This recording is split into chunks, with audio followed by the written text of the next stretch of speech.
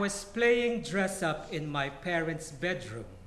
I took the sheets from the bed and draped it into a Grecian-inspired dress. I looked like Helen of Troy in chiffon. My mother didn't mind me playing dress up. To her, I was saving her money. She didn't have to buy me toys. I only had to play with her purses, shoes, and on special occasions, her sapphire-encrusted brooch. I pretended to be at a cocktail party, turning the bedroom to Studio 54. It was a humid evening, typical of a Philippine summer that made my chiffon sachet in a delayed fashion.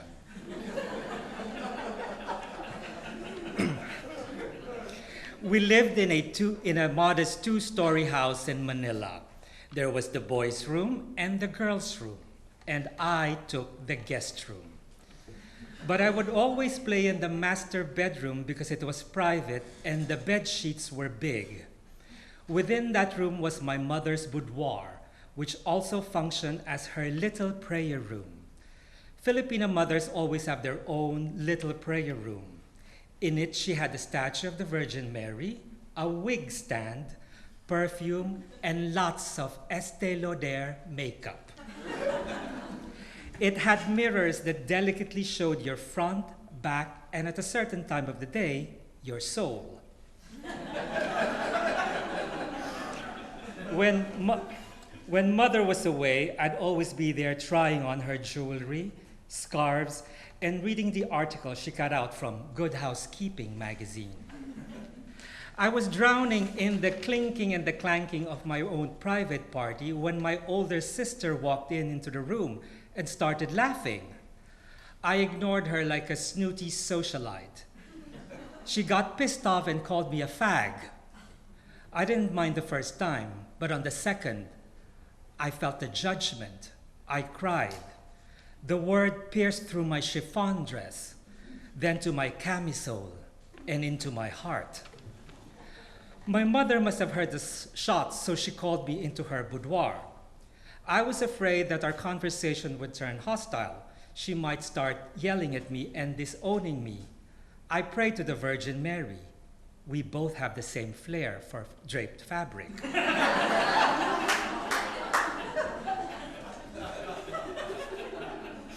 My mother said, if you are really like that, you have to be brave.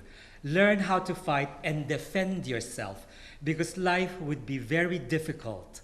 I'd listen to her words as I wiped my tears with the hem of my Cagney and lacy kaftan. I had a change of wardrobe, watched TV, and reflected on what my mother had just said. I had to have courage. During the commercial break, I caught the trailer of the movie Gloria, starring Gena Rowlands, directed by John Cassavetes. What I saw was a middle-aged woman running around in what seemed to be a beautifully structured bolero jacket and a bias-cut skirt. She runs around the streets of New York with a young boy while aiming a gun. The scene shown in the preview was Gena Rowlands pointing a gun and saying, "Go ahead, try me. You let a woman beat you, huh? You punk. Go ahead, punk." The gun, the dress, and the words, "Go ahead, punk," fascinated me. I said to myself, when I grow up, I want to be like Gloria. My friends had their own superheroes, Wonder Woman, Bionic Woman, or Isis. My idol was different.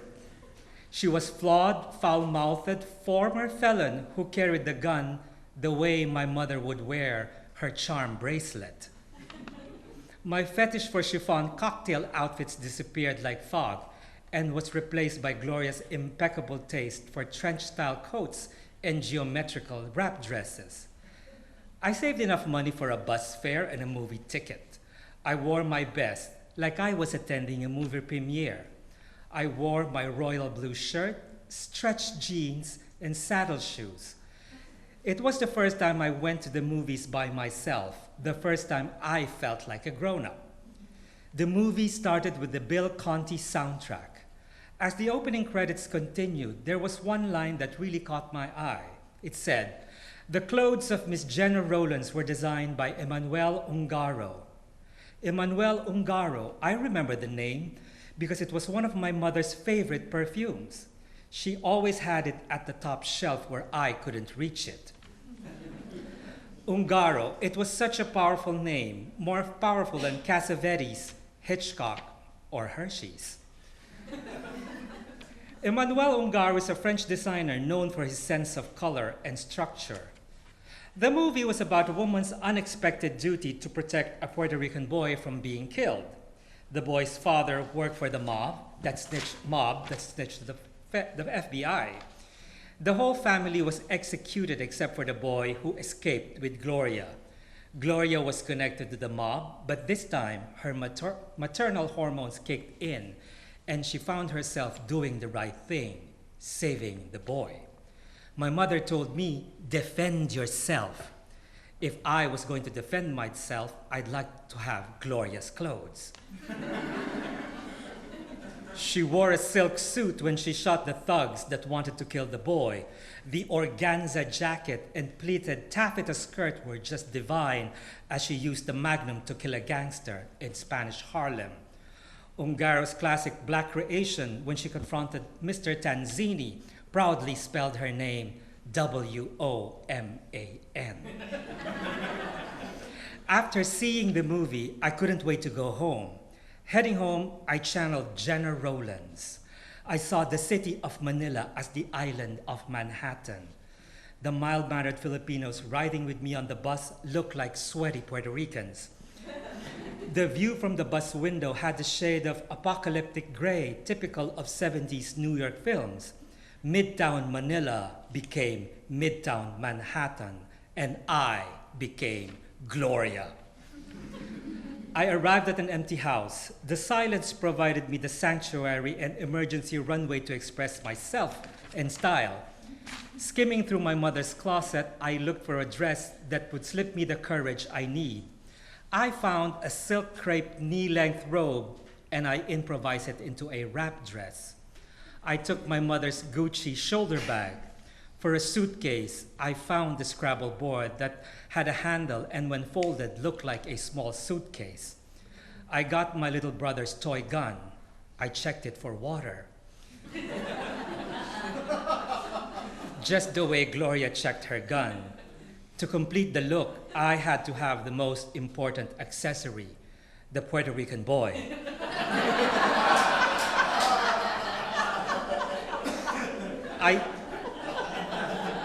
I took my sister's dirty Cabbage Patch doll. Gloria was now in the house and ready to kill. I recreated all the scenes that I could remember. The master bedroom was the Upper West Side, the basement was the Lower East Side, and the bathroom was 42nd Street Station. I held the doll as we ran up and down the stairs while carrying the Scrabble board. I hailed a cab in our garage and rode in the car that was parked. I threatened to shoot the chairs in the dining room if they didn't leave us alone. Time was running out. I had to make a decision. The doll and me had to hide. It's very terrifying when you know you're being pursued by the mob, my family. The only safe place was my mother's boudoir. It was almost 8 o'clock. I soon realized my arm was outstretched by the gun. I held the Scrabble board tightly in my hand. I was breathing heavily, the Bill Conti theme rhythmically beating in my head. I could hear the Cabbage Patch doll praying in Spanish. I heard footsteps. I cocked the gun and the door opened. It was my mother and my sister. My mother looked at me, bemused. I knew my sister was going to say the dreaded 3-letter word again, but I pointed the gun at her and said, "Go ahead, punk."